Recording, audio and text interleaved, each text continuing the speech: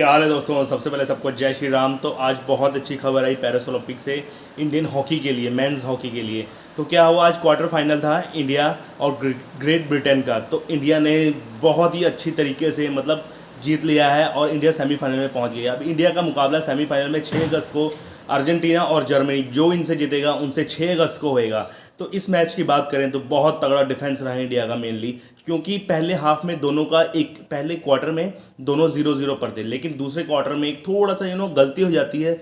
गलती in the sense पता नहीं कह सकते कि नहीं कह सकते, अमित रोहिदास को रेड कार्ड मिल जाता है, क्योंकि उनकी जो हॉकी है ना, ग्रेट ब्रिटेन के जो प्लेयर के सिर के ऊपर थोड़ी सी टच हो जाती है, ऑब्वियसली वो नीचे गिर जाते हैं, तो उनको स्ट्रेट रेड कार्ड मिल जाता है। तो मुझे इतना हॉकी का भी इतना नॉलेज नहीं है कि रेड कार्ड किस मायने तक और किस हद तक दिया जाता है, या फिर उनको येलो कार्ड भी दे सकते थे। Yellow card plus yellow card में क्या होता है, आपका येलो कार्ड में 10 मिनट की पेनल्टी होती है, लेकिन उनको सीधा स्ट्रेट रेड कार्ड मिल गया था और वो दूसरे क्वार्टर की शुरुआत चंद मिनटों में ही मिला था, तो वो बाहर चले गए।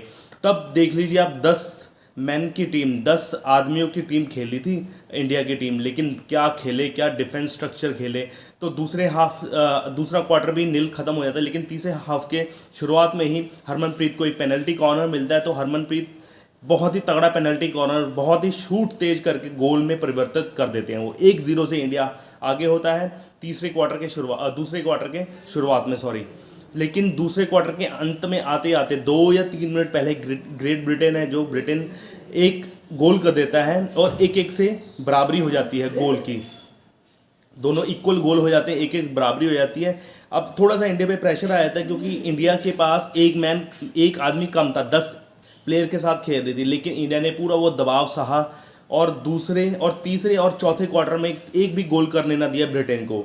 बहुत तगड़ा डिफेंस सिस्टम लगा, पूरा झोंक दिया अपने को। अभिषेक हों या ललित हों या आपके हरमनप्रीत हों या आपके सुखजीत हों, सबको डिफेंस सिस्टम तगड़ा रहा। और मैं सबसे तगड़ी बात करना चाहूँगा सृजेश की। सृजेश ने 3-4 मौके बचाए अपने एक्सपीरियंस से। मेरे ख्याल से इस जनरेशन के सबसे बढ़िया गोलकीपर ही वही हैं।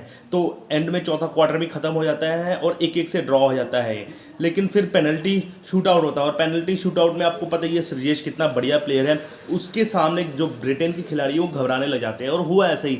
अगर हम पहले 2 शूट आउट की बात करें तो ग्रेट ब्रिटेन ने दोनों शूट आउट गोल में तब्दील किया, और इंडिया ने पहला शूट आउट लिया, हरमनप्रीत ने वहाँ गोल कर दिया, फिर दूसरा सुखजीत ने लिया, वो भी गोल करा। लेकिन जो थे ग्रेट ब्रिटेन के तीसरा और चौथा शूट आउट, वो दोनों मिस गए।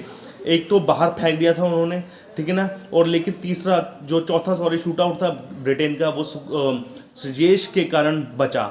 बहुत ही अच्छा उन्होंने डिफेंस किया। लेकिन जो तीसरा था ललित ने, इंडिया की तरफ से ललित ने गोल किया तीसरे शूट आउट में। फिर वहाँ से आपको पता ही है कि एग्रीगेट बन जाता है 5 शूट आउट, जिसमें से 3 इंडिया ने कर दिए, तो वहीं से जीत जाती है इंडिया। तो काफ़ी अच्छी खबर आई है इंडियन ओलंपिक से। अगर हम बात करें टोक्यो में भी 2020 में जो इंडियन टीम थी सेमीफाइनल में पहुंची थी, लेकिन सेमीफाइनल में वो मैच हार गई थी, वहाँ का मलाल है। लेकिन इस सेमीफाइनल में इस सेमीफाइनल में तो पहुंच ही गई, तो लेकिन वहाँ का मोमेंटम बहुत अच्छा बना हुआ है इंडिया का, क्योंकि पिछले मैच में वो उसमें ग्रुप स्टेज में ऑस्ट्रेलिया को हरा कर आई है वो 3-2 से, तो उसका मोमेंटम बहुत ही अच्छा बना हुआ है इंडिया के लिए। और सेमीफाइनल आपको पता ही है 6 अगस्त को होगा, जो अर्जेंटीना और जर्मन में से जीतेगा उसके साथ सेमीफाइनल होगा। तो उम्मीद ये है कि सेमीफाइनल भी में ये मैच जीतेगी, जिस तरह से मोमेंटम और इंडिया का लग रहा है, क्योंकि इंडिया के आपका डिफेंस स्ट्रक्चर बहुत तगड़ा है। क्योंकि आपका जो है फॉरवर्ड जो प्लेयर है वो मैच जिताते हैं, लेकिन जो डिफेंस है वो आपको टूर्नामेंट जिताता है, और ये टूर्नामेंट जीतने वाली टीम लग रही है। ये बहुत तगड़ा हुआ है। कॉन्ग्रेचुलेशन टीम इंडिया को, और सब ऐसे एंजॉय करो टीम इंडिया की जीत के लिए। तब तक के लिए थोड़ी सी और खबरें लेकर आऊँगा मैं रात को ओलंपिक्स के लिए। तब तक के लिए मेरे चैनल को लाइक से सब्सक्राइब कीजिए। ओके, जय श्री राम, राधे राधे।